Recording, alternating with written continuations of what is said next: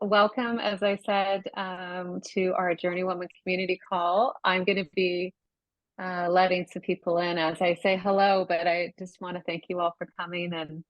And because we'll see how big this group gets. We're at about 30 at the moment, but I would love to do some quick hellos and just hear how everyone is doing and what you're up to, and just get a little update. Now, some of you have been on our book club calls, our webinars. Some of you have been guests and hosts on our webinars.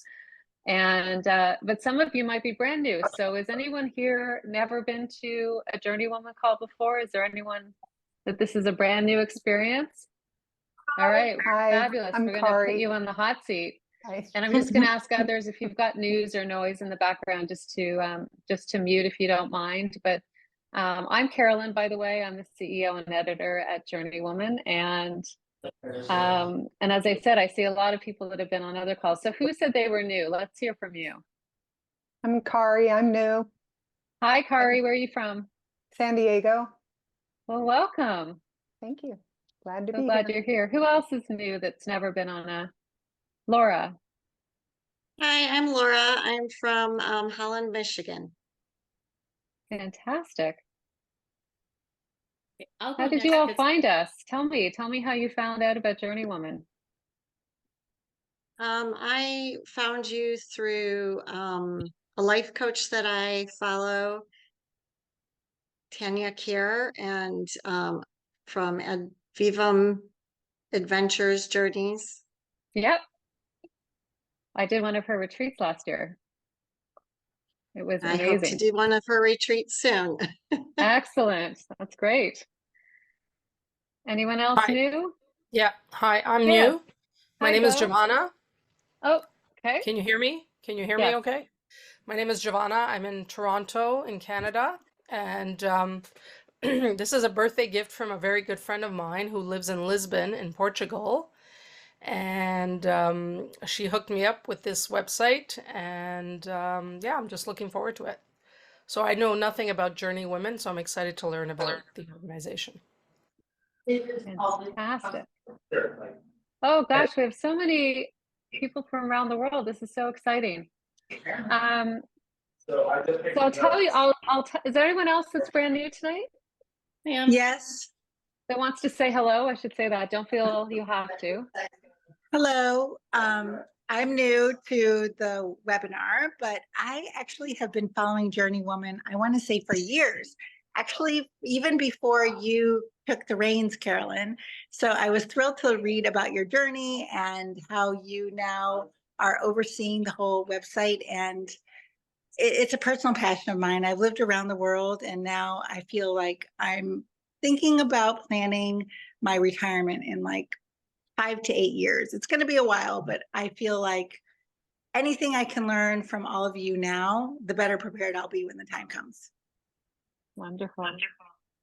Okay, Carolyn, I'm going to jump in. I'm not new, as you well know. I actually joined JourneyWoman through when Evelyn Hannon was the CEO. My sister and brother-in-law gave me a birthday gift of a membership, and I started getting the hard copies of the JourneyWoman newsletter. And in fact, I still have. I think a few of us have some hard copies, yeah. Decluttering is a good thing for me to be doing, but I still have a pile like this of the hard copies of Evelyn's newsletters, and I continue to follow. I haven't been doing anything since 2 years before COVID began, because I had a rare autoimmune disease and I was at home for 2 years. And then I got better. I'm in remission. And then COVID began. And I didn't get COVID at all until last year, 2 days after Mother's Day.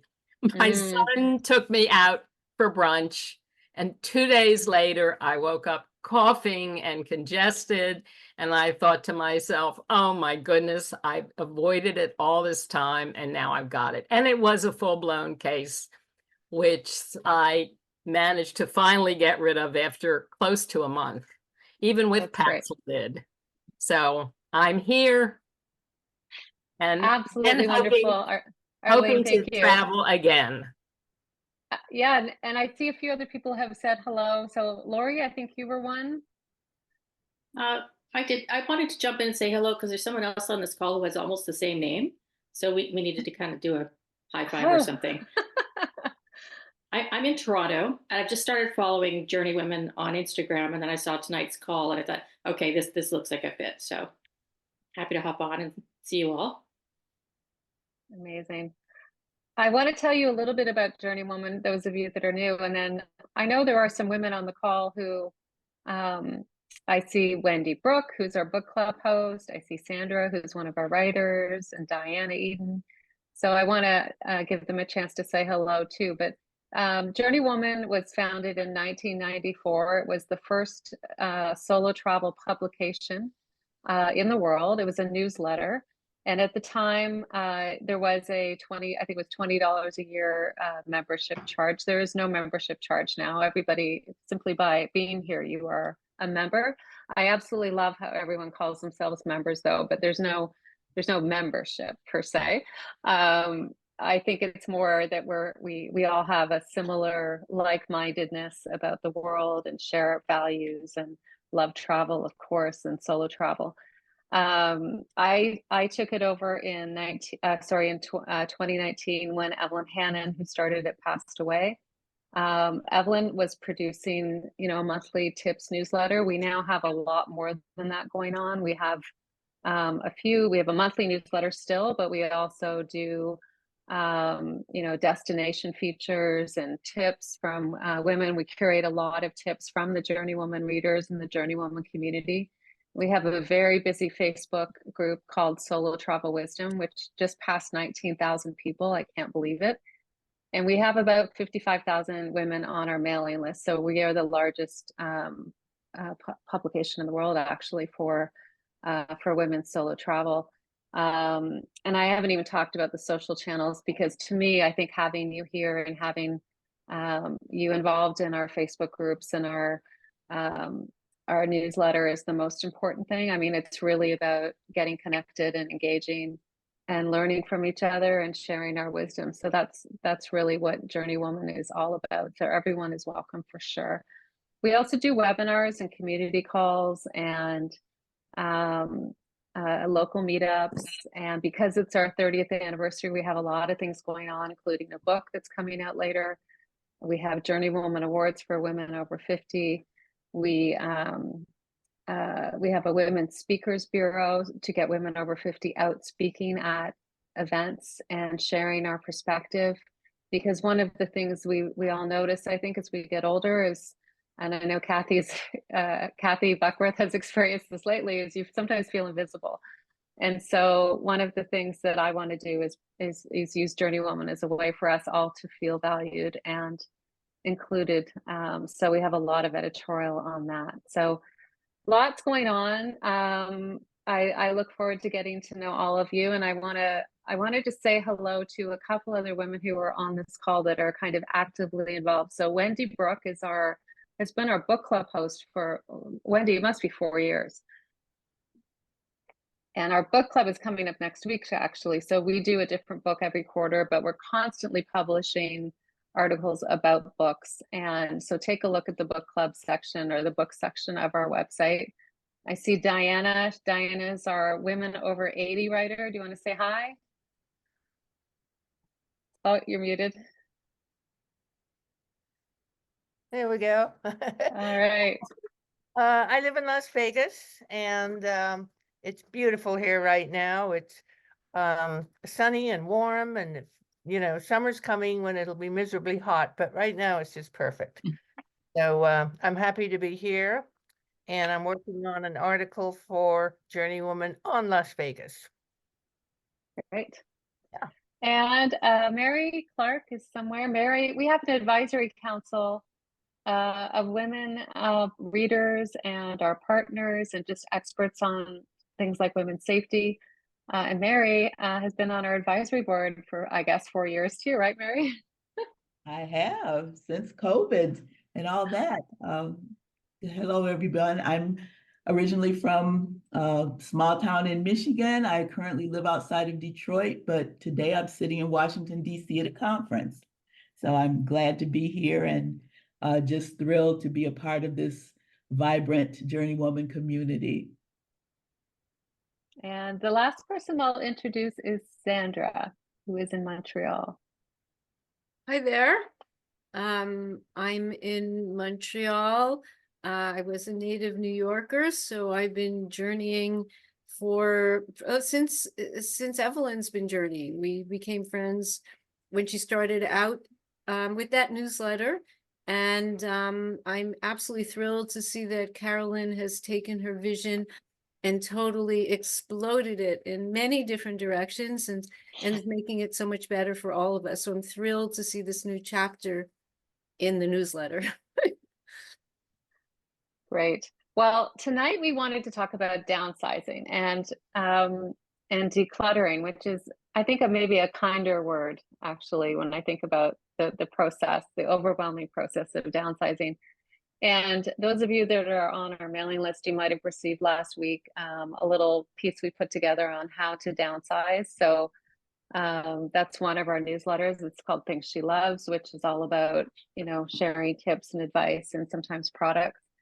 And I went through a downsizing about 5 years ago when I turned 50, and I wanted to, I didn't want to have anything anymore. I just wanted to travel. So I auctioned off my house and sold everything and gave back my car and decided that I was going to live a simpler life. Of course, that didn't happen exactly as planned, but I'm still working on it. But in doing so, I learned a lot about how to get rid of all your junk really fast. And so there are a number of articles on our site, but we're going to talk a little bit about that. I also invited Kathy Buckworth, who is one of our writers, to join us. And Kathy, do you want to say hi and introduce yourself? Hi, I'm Kathy Buckworth. I've been working on JourneyWoman with Carolyn for probably about 6 or 8 months now. We've known each other longer than that, and I knew Evelyn quite well, also, and her daughter Erica. We're friends, and so I've been working on multi-generational travel pieces for Carolyn, as well as a spotlight series on notable Canadian women and the cities that they love and why they're safe to travel there for women. And I'm happy to talk on decluttering tonight. Carolyn is the queen of decluttering, so I'm not sure what advice I can get over and above, but I have written several articles on it. And I had a radio show and podcast where I interviewed quite a few people that were going through the same thing. And my parents have just done a big one, and I'm going through it because all 4 of my kids are grown and my house is overflowing with crap. So I'm going through it right now. So that's me. And I hope everyone gets something out of this tonight. Great. And the real expert is actually Allana. So, who I've lost on my screen. Oh, there she is. I'm right here. I'm going to put you up top so I can see you. You're right. You have a business that is all about helping us get organized. Do you want to share a little bit about that? Yes, I do. Thank you. My company name is House Simple, and I strive to make that process for the folks that are engaging my services simple. Just quick question. Did you say how simple, HOW, or house simple? That's the tricky one. It's how simple, HOW. How simple can it be? Yes. Thank you. Idea. Yeah, no problem. Yes, I'm a trained professional organizer through the Professional Organizers of Canada. And I did their course and started this business about 6 years ago, I guess. But really, I've been doing it my whole life. My kids say it's my love language. I like to go to their apartments and their houses and dig in and reorganize and convince them to get rid of some things that they don't really need. So yeah, that's what I do as a profession. And hopefully I can help you. I did downsize myself, my husband and I, about 4 years ago. We moved out of the city. It was our long-term goal to be on a lake. And so we sold our cottage, we sold our home, and we bought a house north of Toronto on Sturgeon Lake. And the year after I downsized, my mother downsized, and I did her home of 50 years. And actually right now, my mother-in-law is moving from her condo of 45 years into a 1-bedroom, 1-bathroom little tiny unit. So it is certainly something that is happening, particularly for people of our age. Like Kathy said, her 4 kids are grown and gone. And I remember walking into my basement one day in Mississauga and literally going, oh yeah, the basement. I mean, I had not even gone down there for 6 months. My laundry was on the main floor and I had a whole life down there that, you know, where all good things go to die. Everything goes to the basement, right? That we don't necessarily need a lot of the time. So yeah, it's a real subject. And certainly like Carolyn's living this life where you prioritize experience over items and belongings. I think many of us are just tired of consuming and, you know, gathering all the things that we've had for so many years and taking a good look at really what we need. So yeah, that's me. That's a great segue though into why and when we declutter, and you know, when the opportunity, when is the opportunity to do that? What do you see most, Allana, in your group, and of course anyone here? What's your trigger moment for downsizing and decluttering? If I can just jump in for a second, one of the things that I learned in line, maybe you can back me up, is I asked that question as well of many of the people that I interviewed. And the time for decluttering is now.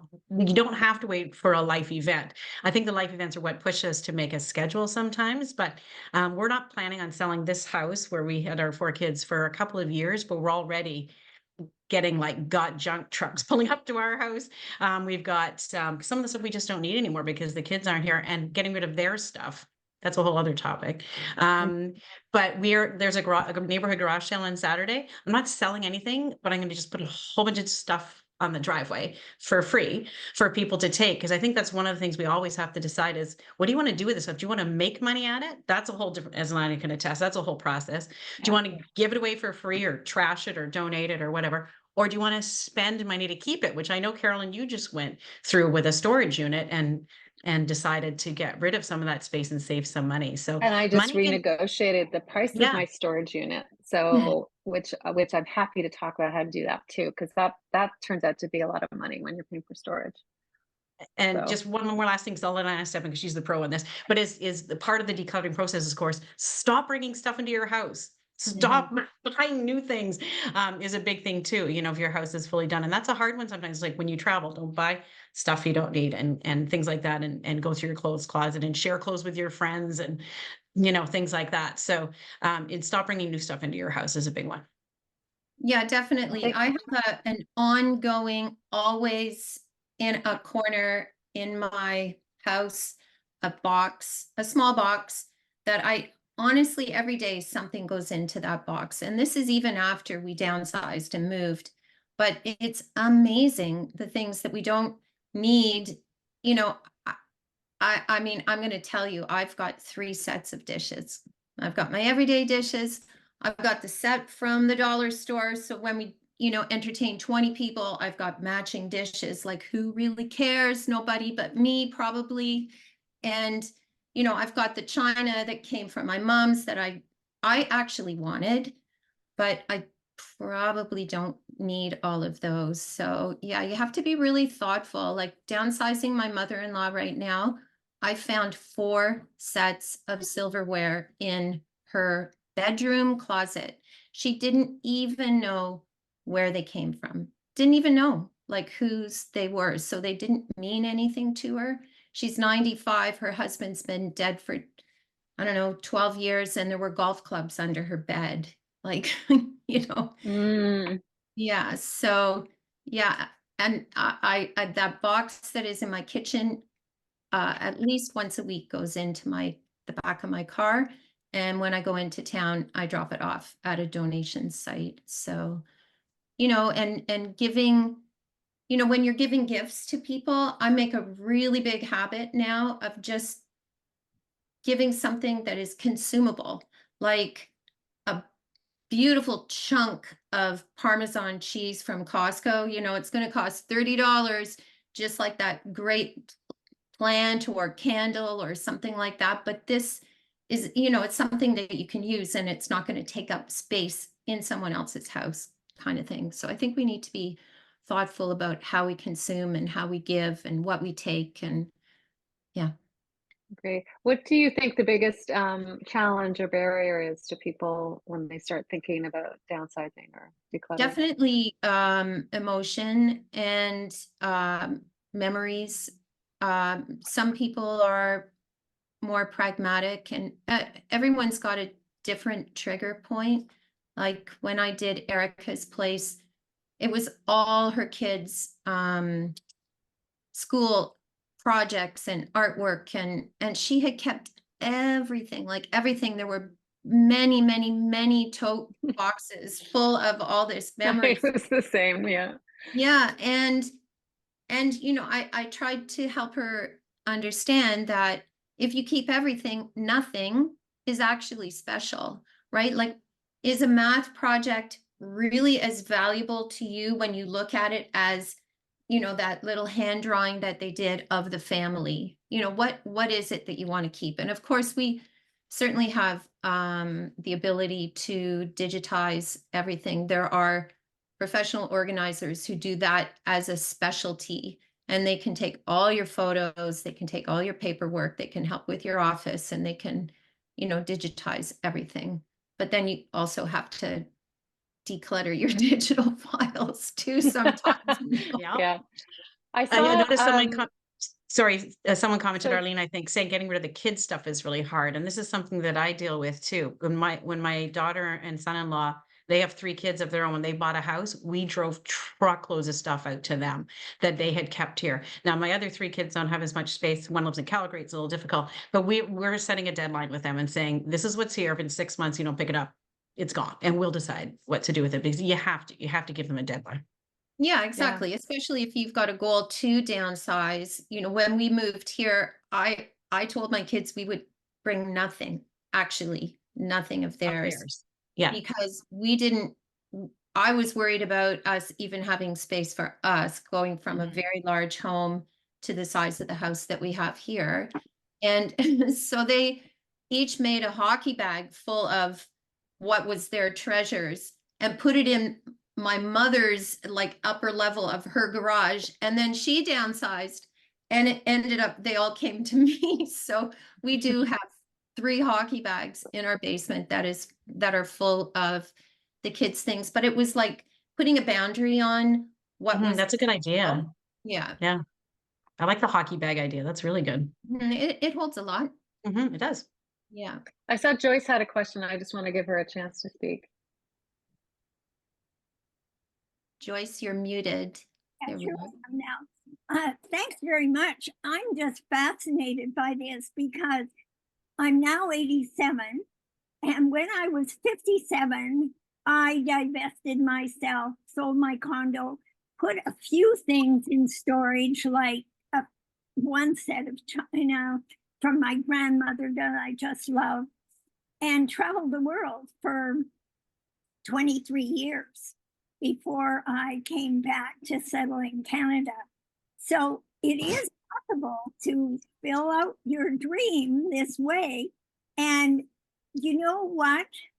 I didn't miss anything. I had given away. When I came back, there were a lot of things I brought from my travels, and now my home is filled with those artifacts and paintings and things like that. But it's just amazing how much you really don't need. When I traveled for a year with one suitcase, and it was just a little, well, it was a backpack actually.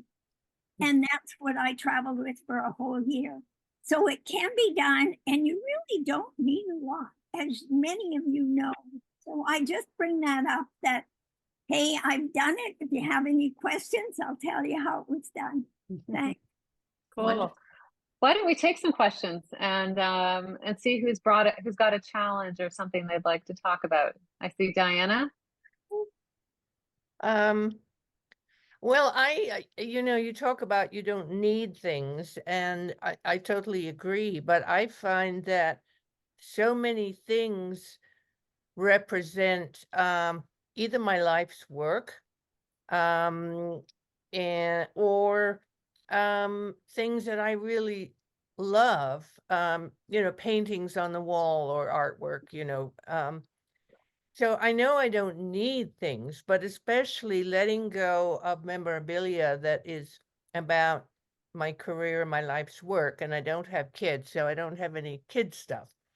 And that has been hard for me because it's sort of like saying if that all goes in the dumpster, what's left of me? Do you have a reason that you feel you need to get rid of those things, or like are you trying to downsize, or Just generally,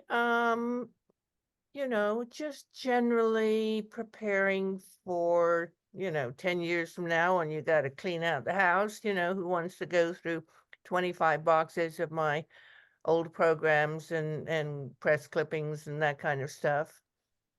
But no, I don't need to downsize right now. But I have been trying to get rid of or digitize some of the memorabilia. right? Yeah, digitizing would certainly be, a really good solution. Mhm. When I worked with Erica, that was her thing too, like, a very storied career, and she would not divest. She was very strong in her thoughts about that. But, uh, she didn't really need to have 8 copies of a program that she had been in, she Yeah. didn't need to have every lanyard or every bib from every run that she had been on. Yeah. She, I shouldn't be speaking about her. Well, she's No, not tell us here. the dirt. Come on, Oh, bring it out. Yeah, she's not here. She's not here to defend herself. Oh, it's No. okay. Don't worry. We don't know who it is. She had a really hard time with that. People have giveaways, things that, mugs with their logo on it or whatever, from something that they had a business 20 years ago. It doesn't even exist anymore, and they won't get rid of the mugs. And it's like, keep one for yourself. Mhm. The rest you don't need. You really do have to make some hard choices, unfortunately, if you want to get smaller. If it doesn't matter, if you're going to live where you're living, and, to be really super frank and candid, everybody's going to die one day, and then somebody's going to have to clean it out, right? And they're not going to be as thoughtful as you are about what you do, right? Diane, I have an answer for you, because I have a lot of background in knowing where to give things away. And I've discovered there are libraries, and especially you, because you've been in the show business area, there are particular libraries that collect all those things and want all those things. And researchers are desperate for that information. So if they're going to be writing a book about dancers in the 1970s, they want to be able to look at a dancer's life and see what they went, where they did, how they did it. And if all that's gone, there'll be no way to write books anymore. There'll be no way to write about what happened in the past. So libraries where you live now, libraries where you grew up, there's a few in New York City that are very dedicated to show business, or your university where you went to in your university. One of them is taking all of my mother's things from political campaigns for the last 50 years, and they want all of that. Even if you belong to an organization and you have a lot of stuff from that organization often has a library and they want it. So there's places that are taking all my father's, just the cards every year from that organization for 60 years. You'd be surprised at what they want. Oh, Very interesting. thank you. Thank you. Oh, Gail, one of the did I things see that you had a question? and I was just starting to say that my older son has now started asking for things. And in the past, I would say, oh no, I'm still using it.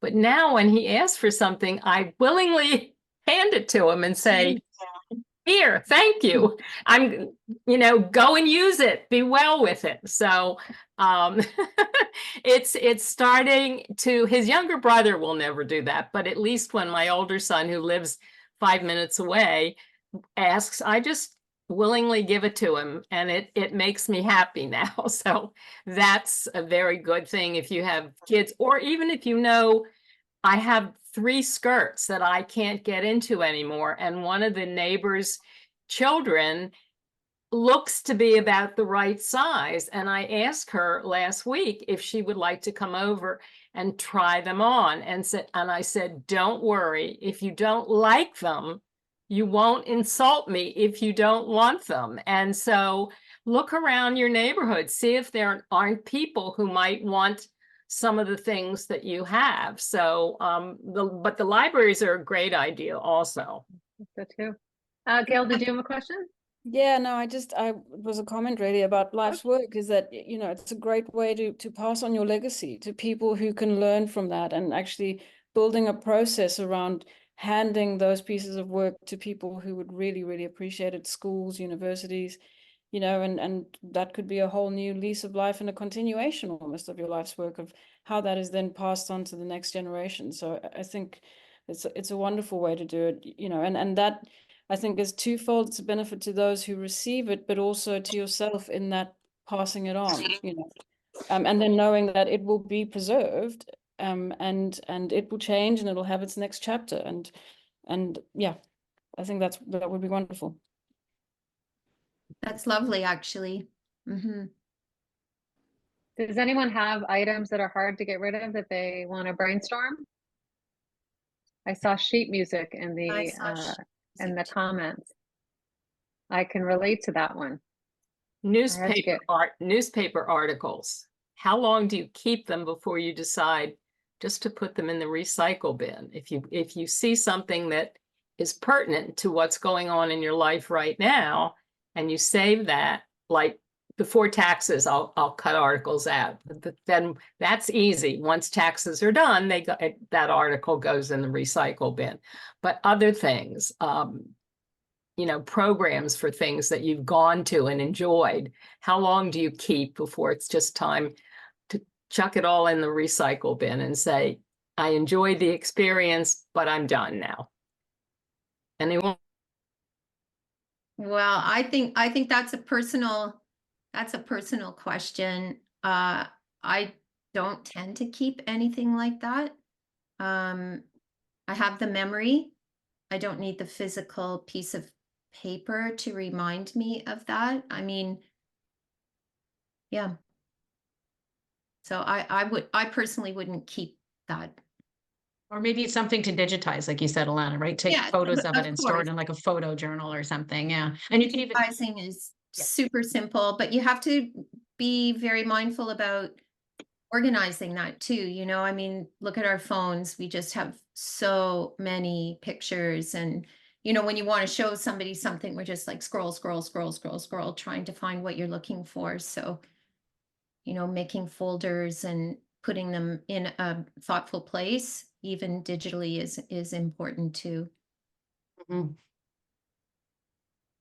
One of the things Allana and I talked about was pianos, because we both had pianos. I had 2 pianos. One was one made by my great-great-grandfather in Toronto, and an upright piano. And of course, I live in 500 square feet now, so I don't have room for that. I actually found a Canadian piano museum.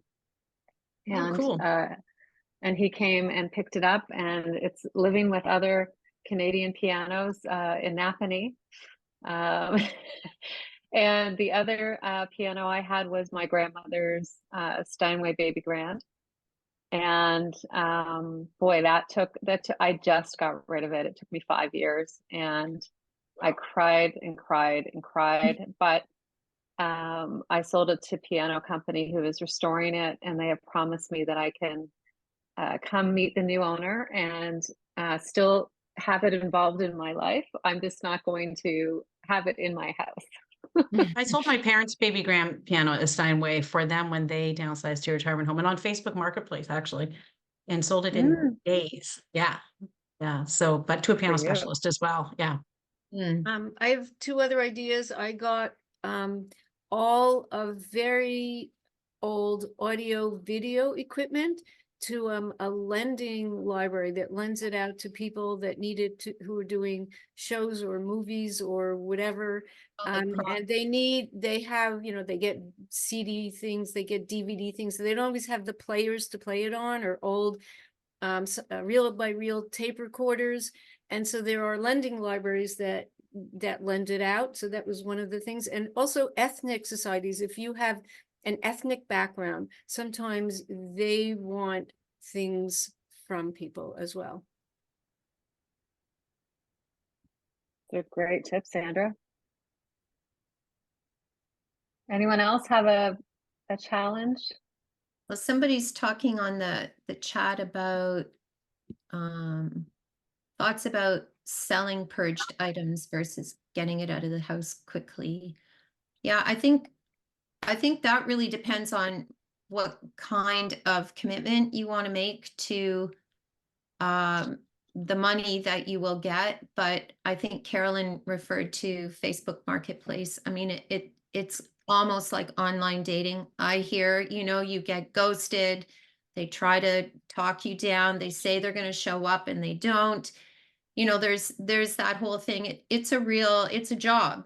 And ultimately you might make $50 for the dresser. And maybe that's important, and maybe you need the $50, and so it's worth it. But you have to decide if that's what you want. And you also have to decide if you want strangers coming to your home, or do you want to take the items somewhere that is a neutral area? Or do you want to take your items to like have a situation going with a consignment shop where you can actually take something that's of more value, and then they have to worry about donating it ultimately if it doesn't sell. But you still have to get it to them, and that requires a lot of effort too, you know, like bigger items. And yeah, so it just depends on how invested you want to be in that process. I did. Yeah. Go ahead. There's there are sites like their Free Cycle, or each neighborhood has sites where sometimes all you have to do is leave the item on your doorstep, and the person comes and takes it at a certain hour. You don't even have to be there. And I know in Montreal, all the police stations will let you meet somebody in their lobby, which is a very safe way to do it. And that works well. I don't know if other neighborhoods do that as well. That's a really good idea. I've done the Costco parking lot. But yeah, I mean, certainly free, like it's amazing what people will take off the curb. Amazing. When we were downsizing, we had a table that we just filled and put at the end of the driveway. Like for weeks, we did that, and twice someone took the table, like twice. And we had to put a big sign up in front of the house, please bring back our table. Like it was meant for holding all the items that we were giving away for free. So yeah, they'll take everything. When my parents downsized, what they did, they set up, like, they call it the family garage sale inside their own garage. Pardon me, this was during COVID lockdown.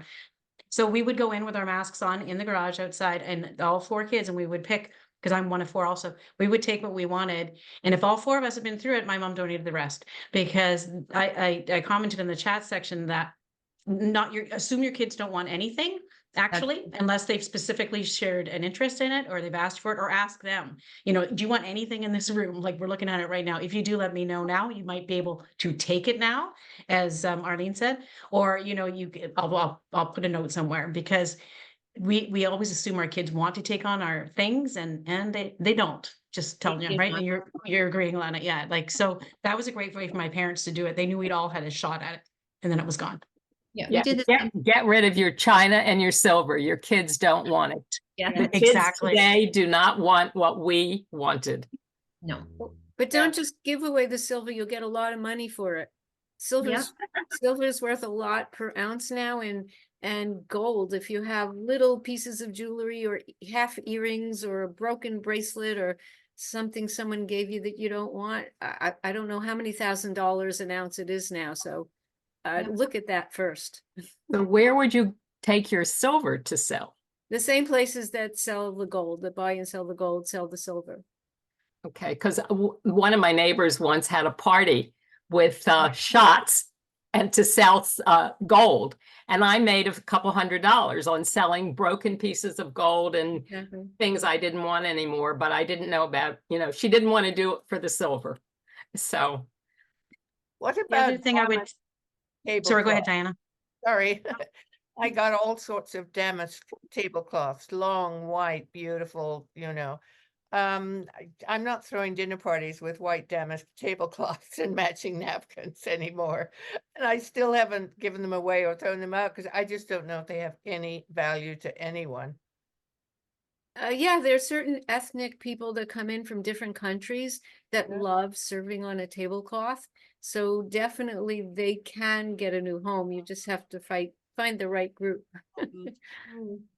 It's a great idea, actually.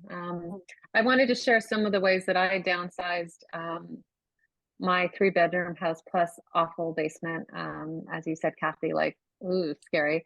I actually had stuff from when I got married, so that's really going back quite a ways. But I auctioned off my house, so I had an auctioneer come in and put everything into lots. So I had almost 200 lots of stuff. I had my brothers, my parents, my grandparents. I had everyone's stuff. I was the keeper of everything in my family, it seems. And so we had the auctioneer. In my experience, you don't make a lot of money doing that. It's really just to get rid of it. And some of the things that were auctioned the people didn't even show up for it. So, you're selling off mahogany furniture or dressers or whatever for $20 or $40. And some pieces, actually, I was so offended by the bidding because I was watching it online that I bought it back myself because I couldn't bear to let a really nice piece of furniture go for $20. So, these things have been in my family for a while, so I didn't really want to, I wanted it to be like respectful. But I used Kijiji for some things, but I did a lot of research first to see what sold on Kijiji, and what sold for me was something, my daughter's bedroom set, for example, sold. It was all a set. It was like the guy came, we paid cash, it was great. I didn't use Facebook Marketplace. I'm not sure it existed at the time, or else it was new. I used 1-800-JUNK to get rid of anything that was left over at the end of the day. And in Canada, we have something called the Furniture Bank that will come and pick up furniture and give you a tax receipt. So I did that with a few of the things that didn't get auctioned off, like couches and beds, actually. And then what else did I do? Oh, I gave away clothes. My daughter and I went through all our clothes and we donated them to shelters and nonprofits mostly. So, which was actually a really fulfilling experience. I'm embarrassed to tell you all, I had like at least 10 prom dresses, like formal dresses, when in the days when we used to go to parties and get dressed up, and I had matching shoes and matching bag and the dress and the wrap and everything. So I gave them all to a group here in Toronto that it's called the Corsage Project that donates prom dresses to young girls in high schools. So there are lots of, when you start brainstorming about it, there are lots of interesting ways to get rid of things that you can think of. I tried to do clothing at vintage stores. It really didn't work for me. I had stuff in a couple of vintage stores for a while. It didn't sell, so I actually still have it. I went and got it back. My mother's little beaded purses and things like that. I just thought, oh, I might as well keep those because sometimes I'll use them. So there's lots of different ways, but I think what Allana was saying, especially about Facebook Marketplace, I've been using it recently, and it does require some effort because people will hound you on the price. And I hadn't thought through, where am I going to meet somebody, and where am I going to, like, what's my drop dead price, and how many, like this whole negotiation that happens online is kind of ridiculous. And you just have to be ready you have to have thought it through. And what I was planning to do was meet somebody at an intersection and do the like a public spot and do it there. But those are just some of my thoughts. Any other questions? I just wanted to say about moving out furniture when you said the bedroom sets. And for me, I didn't care what price they gave me because they were paying me to take it out, as opposed to you calling 1-800-GOT-JUNK and you're paying them to take it out. So even Absolutely. if it was $100 and they took 4 pieces, that's fine because they dragged it out of my house. So I was That's very right. happy to get a little amount for them to do all the work. Yep, Yeah. that's a good way I of think looking. I was more anxious that people wouldn't take stuff. Like I wanted it all to go and not be left with it. Because that's the worst is when you're still, and some of those pieces I had were from my grandparents. I never actually had my own furniture. I'd always used my grandparents' furniture, and some of it's heavy mahogany stuff, and I was really glad to see it go. Well, that's it too, because even the scale of furniture now, a lot of spaces, apartments, condos, even homes, they're just not the big scale furniture doesn't even fit any longer. So the market for it is, getting smaller and smaller all the time.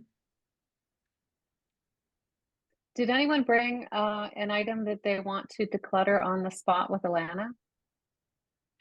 Like a jewelry door or a utility, a drawer of knives or silverware or anything like that? I have a jewelry box in front of me that is just loaded with jewelry. Let's see it. Yeah, let's see. Oh my God. If it's gold, Okay. you're going to make a lot of money. Yeah. Okay. Let me see if I can lift it. Think how much we could even invest this in travel, right? This is the beautiful thing of Oh, downsizing. It wow, goes into look the at that. Yeah, travel I'm fund. saying it's Wow. loaded, but I've got Yeah. I've got like rhinestone bracelets and, like this is really important. Little kitty that stuff that when I look at it, it brings me so much pleasure. When I look at it, it brings me so much joy. I mean, it was pretty when I bought it. So, but I only have 10 fingers or 4 of them that can wear rings. So I try to alternate, but when it comes to letting go of it, I just look at it and I think, oh, I'm going to use that sometime. And that's my hardest thing is that I've given things away and then 2 weeks later gone, oh, I wish I still had that. It's just Does that happen often that you give something away and you wish you still had that? Oh, you're muted. Oh, you're muted, Kari. I keep unmuting. Can you hear me now? Yes. Yeah. It happens at least 4 times a year. And I think that, even 2 times a year justifies me holding on to it, because when I do have something that I look up, like someone had asked me the other day about whether I was a Verizon customer in 2015 or 2018. And I actually was able to go through my records that I still have in my file drawers and see that I was a customer. So, they're doing a lawsuit and, they may, you had to prove it. And here I have a receipt for it. And, I mean, I'm not sue crazy, but things like that I'm afraid to let go of in case I need them at some point. Yeah, that's a hard one. The likelihood of someone needing your Verizon receipt from 15 years ago is probably pretty slim. So you got the needle in the haystack award with that one, I think. The other things, even if it's twice a year, you have to decide. You have to decide, do I want to hold on to it in case? Could I replace it if I had to without spending a lot of money? Can I actually do without it if I get rid of it and suddenly I have a need for it again. You know, you have to kind of evaluate, and you've got to make decisions based on how big is your space. Do you want to travel the world and be free and not have something tying you down? Like whatever it is that your priorities are.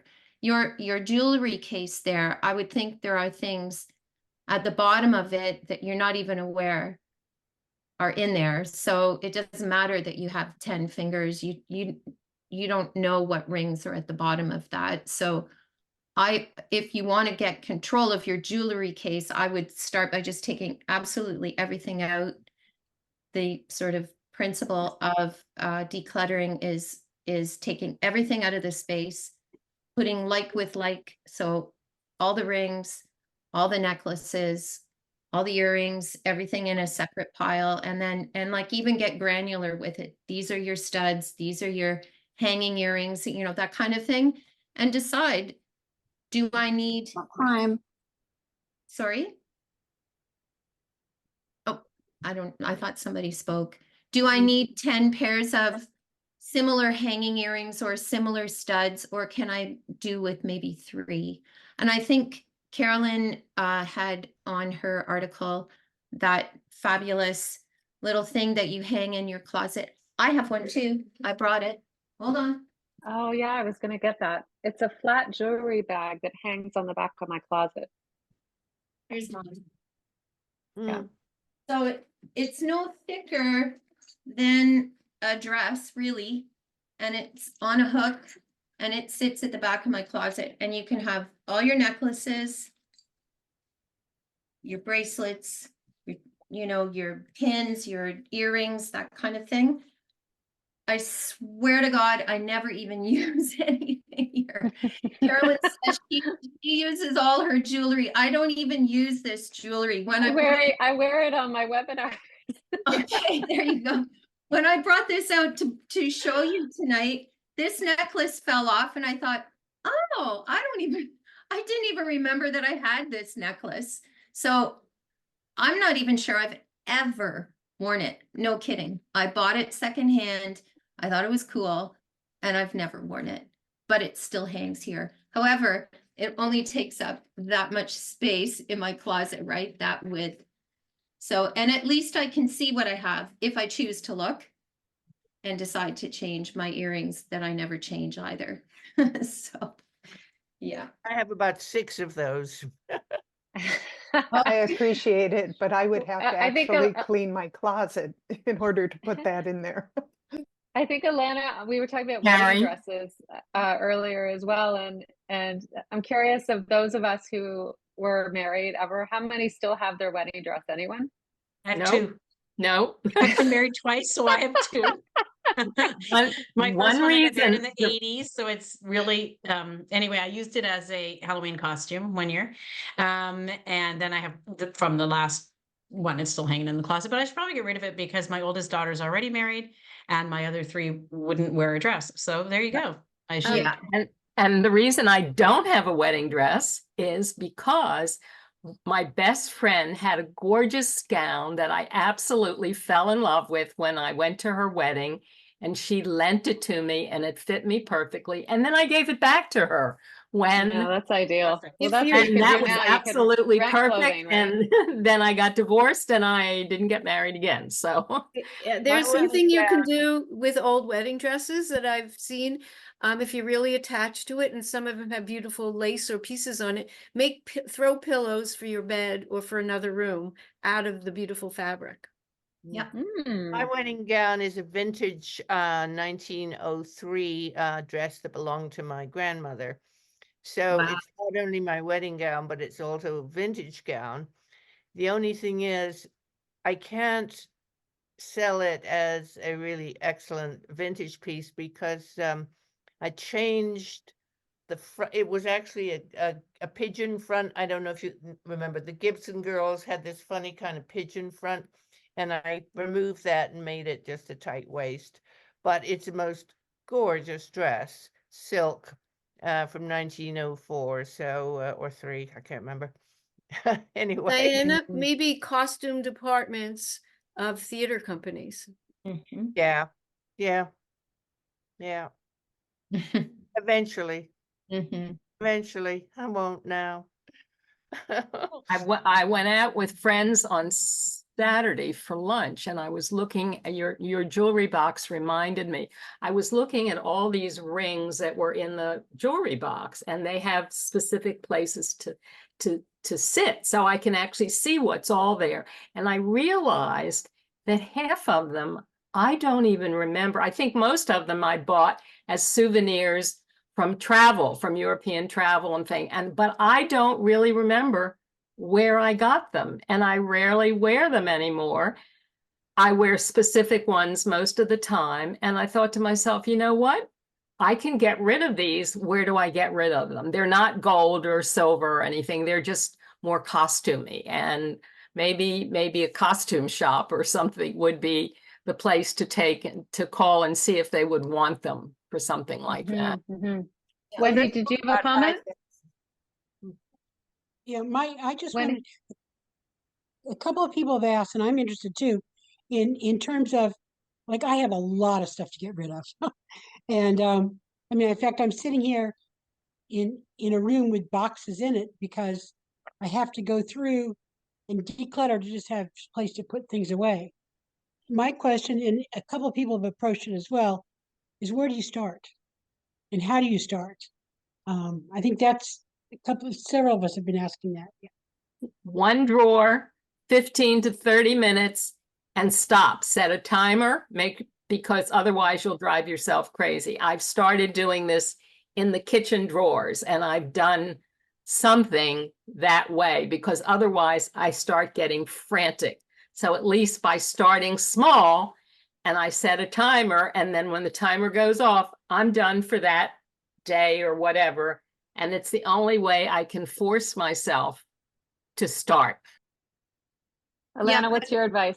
Yeah, I would suggest that that's a really good sort of a first step. If you're not having a deadline, like if you're not moving or downsizing, or if there's not something that is forcing you to do it more quickly, and you do gain momentum. Your success gives you the courage and the interest and the motivation to do something more than what you've already done. So if you start, at least you've done one little thing. Picking a pain point, like it might be your front hall that drives you crazy every time you walk through the door, or you can never find, what is the thing that you consistently can never find? Like if it's something in the kitchen or, your office, whatever it could be, whatever it is that is your pain point, and maybe pick that as somewhere that you'd like to start. Getting a friend to help you be accountable, to help you do it with you, that can also help you. You can bounce ideas. Do I really need this? Like, what do you think? If you're going through your closet, it's a really great thing to have somebody help you. There are people like myself that you can hire to like really dig in with you, or make a plan and then you go ahead and do it by yourself, but just to give you some professional input on what best to do and how to start. My parents, and again, not to bring on you, like Allana, but my parents used a company called Downsizing Diva. Maybe you've heard of them. Definitely. Yeah, there are, and they're great. There's lots. Yeah. Yeah. We did our last couple webinars on this with Karen from Downsizing Diva, and they gave my parents lists for every room, and it was amazing because you get great satisfaction. A lot of us who were checking things off a list. So on the momentum side, Allana, you're absolutely right. So the more they check things off, the more they get excited about the next day, checking, the shoe covered off or checking off, the china cabinet. So that really worked for them. Yeah, exactly. Are both you and Downsizing Diva in Canada? Downsizing Diva is in Canada, and so is Allana. Yeah. Okay. But I think you're also doing virtual consultations too, right, Allana? Yep, we can do that. Like you can, it seems kind of counterintuitive because it's such a physical job, but you know, you can do a consultation and then make a plan and make a calendar and help you be accountable. You know, let's do this week, and here's how you should approach it. You can do check-ins, and then, you know, just to keep you on track. And again, once you get some momentum, it's amazing how well you can keep going. Well, I moved from a large house to a small house. And when I did that, I just brought over what I used. Okay. Now what's happened is the big house is sold and I have all that other stuff. And so all of it most of it is stuff I didn't want to get rid of because it held an emotional connotation.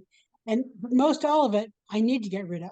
I mean, I haven't touched it for years, but it's that emotional letting go that I think is very difficult for some of us.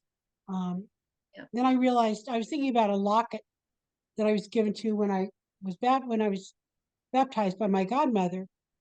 It has a lot of emotional meaning to me, none to anybody else I know that's alive, you know. And so if I get rid of it, it's only my memory that's gone. It's no one else's, you know. So I'm starting to be able to release some of that finally. Right. I think one of the things that when you're having like you're saying, you're sitting in a room and you're looking, you know, you've got boxes that you have to get rid of, even to begin what you need to do,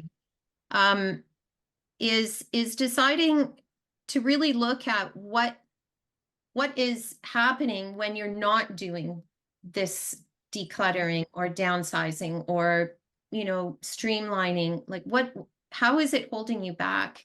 Because it is really super stressful to be surrounded by boxes and the constant reminder that there are things that you need to do that you're not doing, right? Yeah. And it can get really heavy. Like it can get heavy on your person, your mental space, your emotional space, because you're constantly beating yourself up because you haven't done the things that you think you need to do or whatever. So it is surprising how liberating it can be to just open up the space. Like it's a physical space, but it opens up emotional space when you streamline your life and your belongings. And you don't have to get rid of everything. You know, it's not about getting rid of, it's just being more thoughtful about what you do have, I think. Great way to end, I think, because we're just about out of time. But I hope everyone enjoyed this. I'll put the tips in an email and send them out so we have them all. And thank you all for sharing, and Allana and Kathy for being our kind of special guests. And I hope you can all join us on our book club call next week. And I think we have a webinar at the end of the month on North America and traveling at home. So yeah, it's always good to purge, isn't it? Get rid of that stuff and feel free. That's what we want. Awesome. And good luck with the jewelry case. And the life's work. Yes. Yeah, well, let's all make a commitment to clean out something. Yeah. At least that's something to start with. And I'm actually thinking about my scarves now, because that's actually getting a little out of control. Because I usually buy a scarf when I travel, although that's now changed to hats. So anyways, there's always something.